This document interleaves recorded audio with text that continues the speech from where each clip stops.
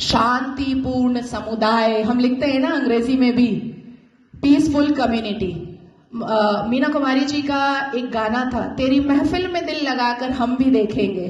तो मुसलमानों की महफिल में दिल लगाकर नाज़िया इलाही खान ने भी देखा, और जब देखा तो पाया कि हलाला ससुर के साथ बहू बिस्तर पर, आई एम सॉरी टू से, लेकिन मैं रॉ वर्ड ही यूज करती हूं।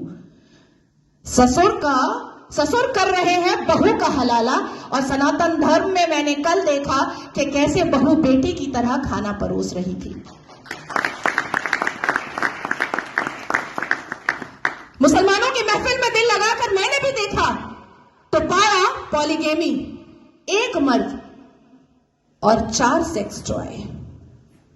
और अनुमति तो 11 की, कि 11 महिलाओं को एक बिस्तर पर लेकर के आराम से अपने सेक्सुअल डिजायर्स को पूरा करो। ना पिता कुछ बोलेगा, ना मां कुछ बोलेगी, ना परिवार कुछ बोलेगा, और ना ही इस्लाम के मानने वाले, इस्लाम के ठेकेदार कुछ बोलेंगे। इस महफिल में दिल लगाकर मैंने भी देखा और पाया निकाह मुत्ता, टेम्पररी सेक्सुअल मैरिज।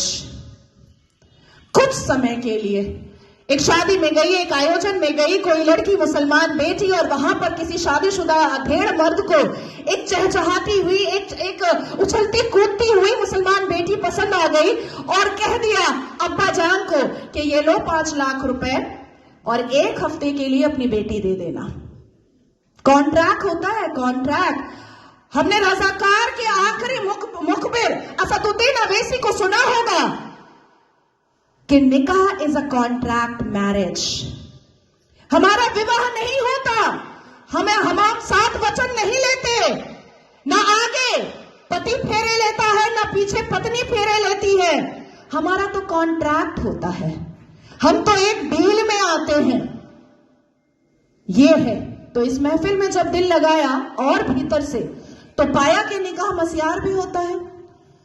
निकाह मस्यार कैसा होता है कि 1 लाख रुपए पर 1 महीना लड़की रहेगी, और सुबह किस वक्त कौन सा सूरज निकलेगा और शौहर छोड़ करके भाग जाएगा, पलटकर पूछना नहीं है, क्योंकि मस्यार निकाह में है कि तुम कहां भागे हो ये जानना नहीं है। तो मैं पूछना चाहती हूं कि अगर इस्लाम अपने रसूल का पैगाम है, अगर मुसलमान शांतिपूर्ण समुदाय है, तो चप्पल और पत्थर से मस्जिद अल्लाह का घर कैसे बचाते हो भैया? कैसे?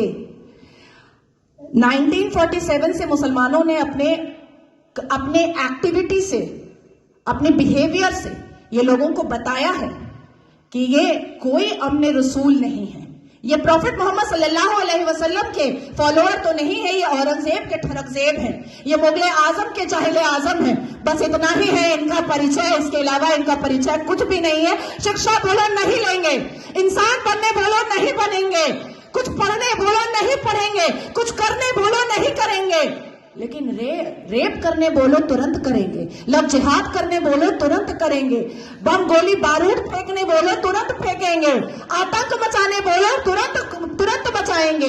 आखिर क्या है इस समुदाय में, जो एक समुदाय पूरे दुनिया के सारे धर्म वालों को परेशान करके रखा है?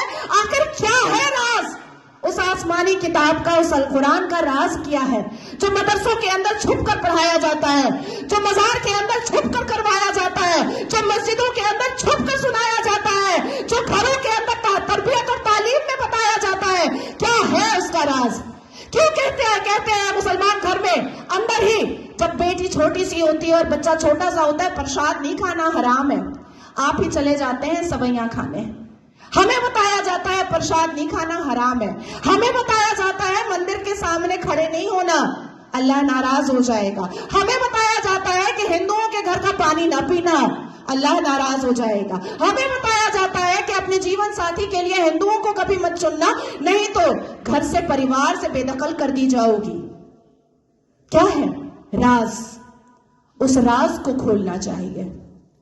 मैं जानती हूं कि सनातन धर्म के लोग जिस हिसाब से अपने रामायण, महाभारत, श्रीमद् भगवद गीता को पढ़ते हैं, उनके अंदर शांति होती है, उनके अंदर इंसानियत होती है, उनके अंदर माफी की तलबगारी होती है, मैं जानती हूं। लेकिन जिस गली जाना नहीं है उसका पता अब पूछना पड़ेगा।